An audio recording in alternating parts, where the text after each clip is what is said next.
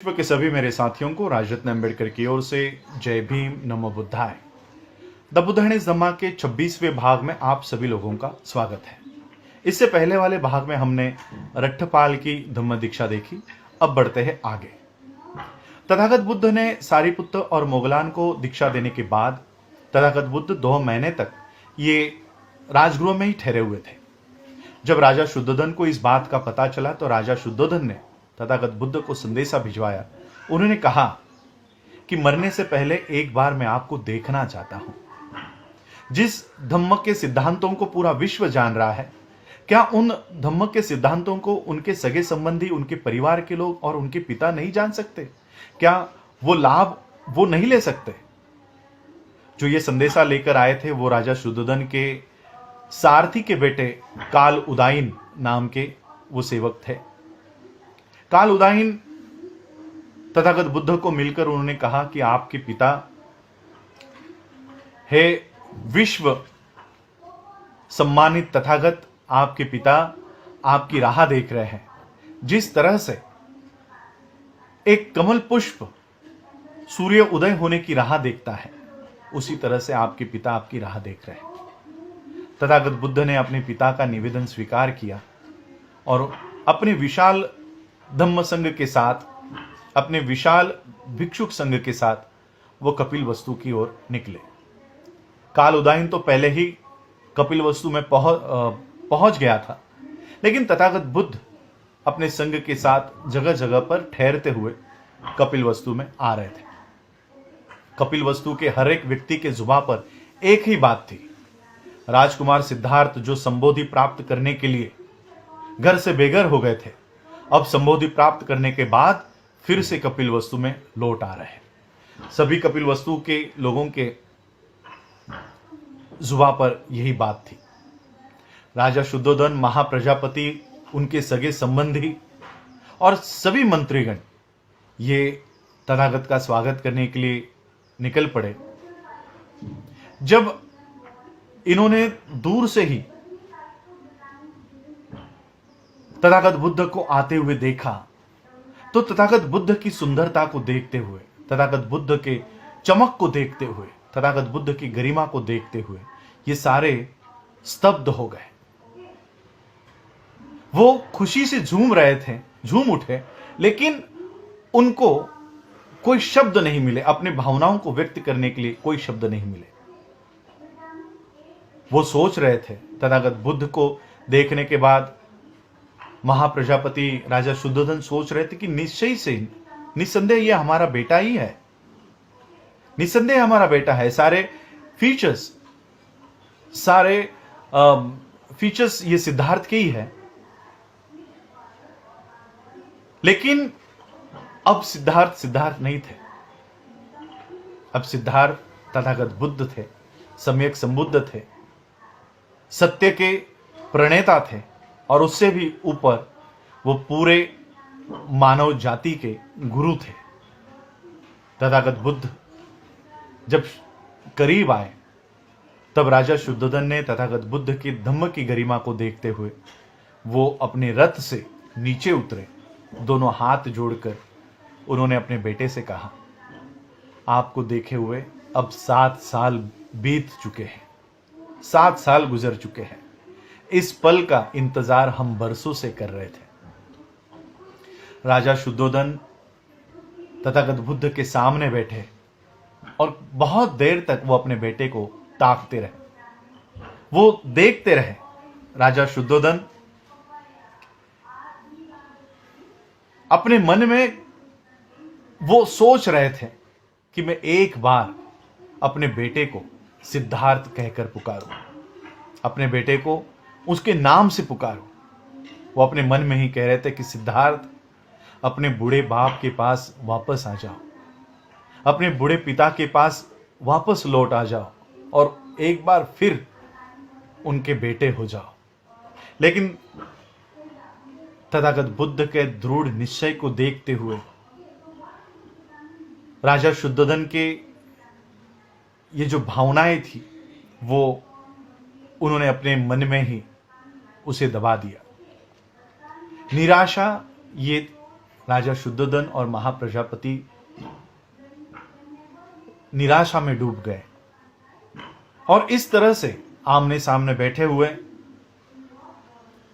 राजा शुद्धोधन महाप्रजापति अपने ही सुख में दुखी हो रहे थे और अपने ही दुख में सुखी हो रहे थे। वो सोच रहे थे, राजा शुद्धोधन सोच रहे थे वो कि मैं कितना गर्व महसूस करता हूं कि मेरा सिद्धार्थ मेरा बेटा है। लेकिन अगले ही पल उनका ये गर्व चकनाचूर हो गया जब उनको पता चला कि तथागत बुद्ध उनके कभी भी वारिस नहीं बन सकते। राजा शुद्धोधन ने तथागत बुद्ध से कहा कि मैं अपना सारा साम्राज्य तुमको दे देता हूं, लेकिन तुम्हारे लिए तो वो भी मट्टी के समान है, राख की समान है। और फिर तथागत बुद्ध ने अपने पिता से कहा कि हे राजन, आपके दिल में मेरे लिए बहुत प्यार है, ये मैं जानता हूं, और आप अपने बेटे के लिए दुखी हो रहे हो, यह भी मैं जानता हूं। लेकिन मैं आपको कहना चाहता हूं कि जो प्यार का बंधन आपका मेरे साथ है, ये जो बंधन आपका मेरे साथ है, ये बंधन आप वही प्यार का बंधन, ये आप अपने सगे संबंधियों के साथ, अपने अनुयायियों के साथ, आपके प्रजा के साथ रखो।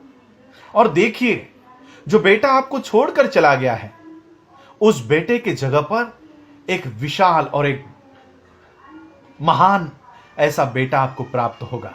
आपकी प्रजा आपको अपने बेटे के रूप में आपको वहां मिलेगी। उनके साथ वही करुणा रखो जो आप अपने बेटे सिद्धार्थ के साथ रखते थे, और आपको उसकी जगह पर सत्य का प्रणेता मिलेगा, सदाचार मार्ग पर चलने के लिए प्रचार करने वाला प्रचारक मिलेगा, शांति का उपदेश देने वाला मिलेगा, और निर्वाण आपके दिल में घर कर लेगा।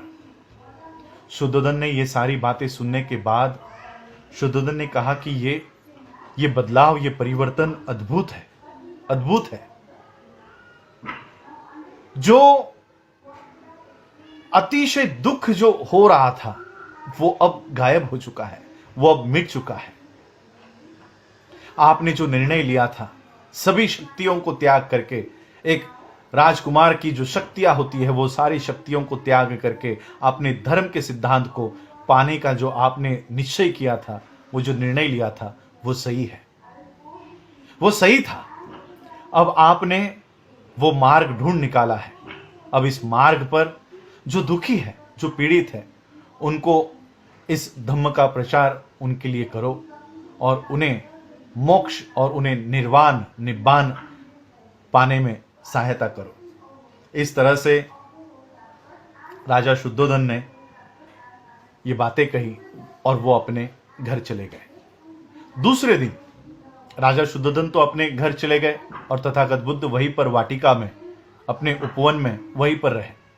दूसरे दिन सुबह होने के बाद तथागत बुद्ध हाथ में भिक्षा पात्र लिए वो कपिल वस्तु के नगरी में भिक्षा के लिए निकल पड़े।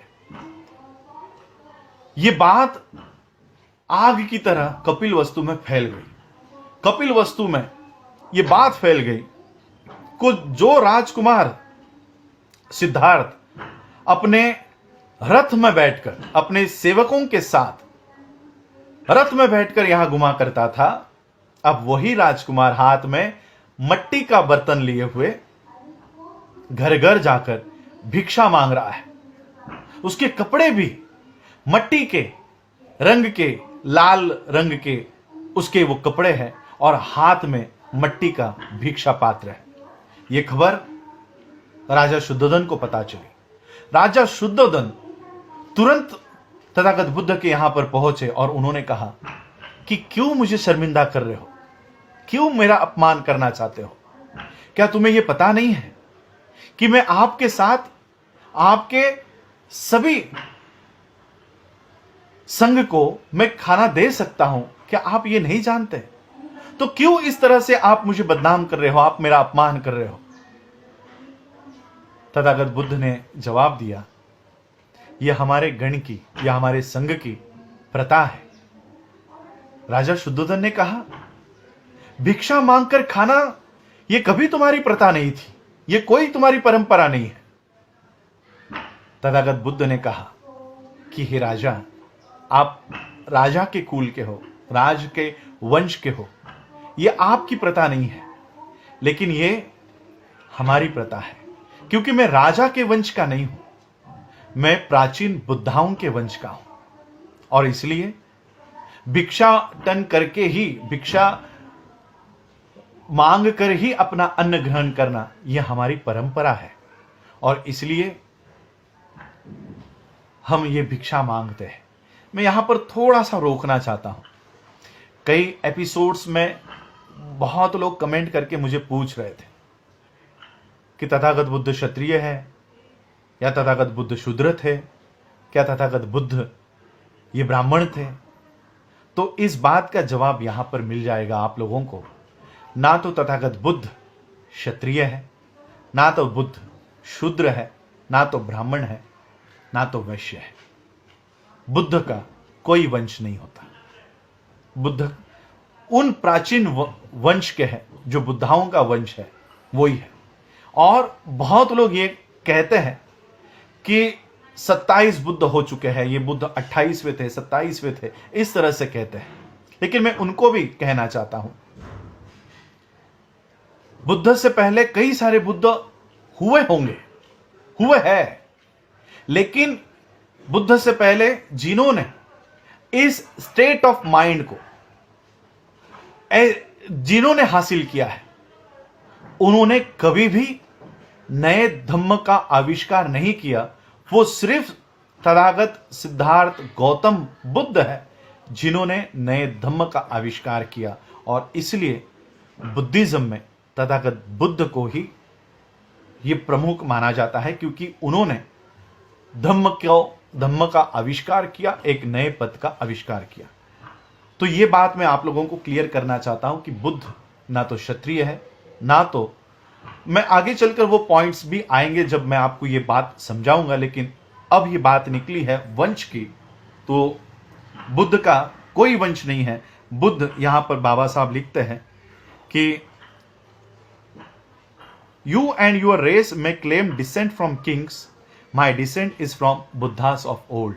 आप और आपका वंश ये राजाओं का होगा, लेकिन मेरा वंश ये प्राचीन बुद्धाओं का है। इसलिए बुद्धा का कोई वंश नहीं है जो ब्राह्मण क्षत्रिय वैश्य शूद्र लिखते हैं, और ना ही, और बहुत सारे लोग क्लेम करते हैं कि सिद्धार्थ गौतम बुद्ध ये नेपाल में पैदा हुए थे, बहुत लोग क्लेम करते हैं वो भारत से है।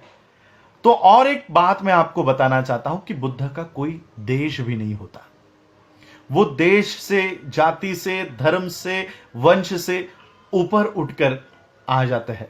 उनका ना कोई उनकी लैंग्वेज होती है, ना उनकी कोई मदर टंग होती है, ना उनका कोई नेशन होता है, ना तो उनका कोई देश होता है, ना तो उनका कोई वंश होता है।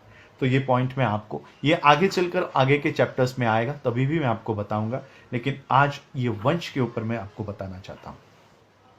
और फिर शुद्धोधन को तथागत बुद्ध ने कहा कि ये प्रथा होती है, ये एक परंपरा होती है कि अगर किसी को छुपा हुआ खजाना मिल जाता है तो वो उस खजाने में से अनमोल मोती, अनमोल रत्न, ये वो अपने पिता को लाकर देता है।